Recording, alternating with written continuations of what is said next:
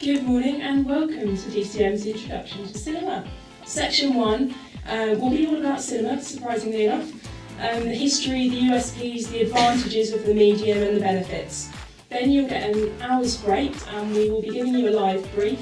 You'll be put into teams and you'll have to respond to that brief within the tea break. And then when you come back in here, Tom, our film expert, will be giving you a bit of a heads up on the upcoming releases for the end of this year and into 2013, and some great exclusive content and trailers.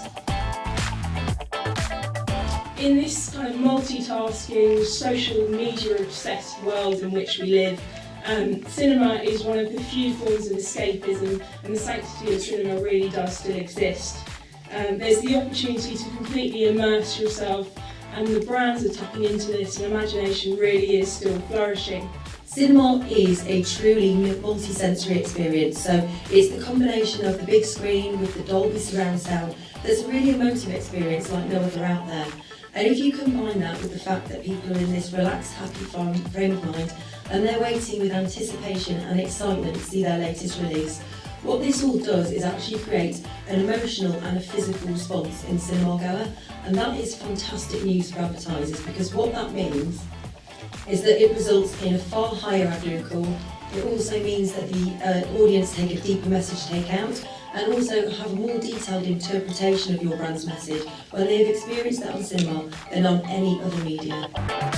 Before we went digital in September, advertisers could only come onto the big screen in week blocks, so they'd have to run from Friday to Thursday, whereas now you can come on screen starting any day of the week. You can split it up, just do the weekend, Monday to Friday, etc. So we've become a truly flexible medium. Before it seemed like cinema seemed a little bit slow, a little bit difficult, lead times were a lot longer. So now, because digital's planned very, very quickly and it's implemented very quickly, now sort of cinema feels like it's catching up a bit with that, and it can sit far more in line with this kind of plans that we do with digital.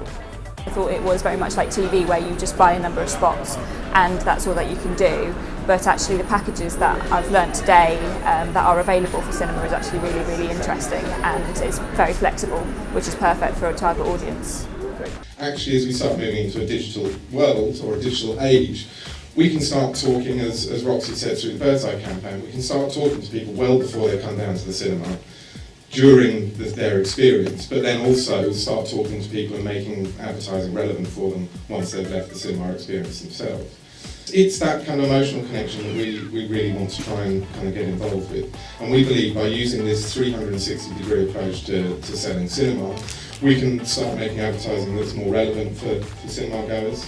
And actually certainly it's a lot more impactful for your brands and therefore the campaigns that fit in with them. So, live brief time. I think Michelle kind of highlighted this was coming up.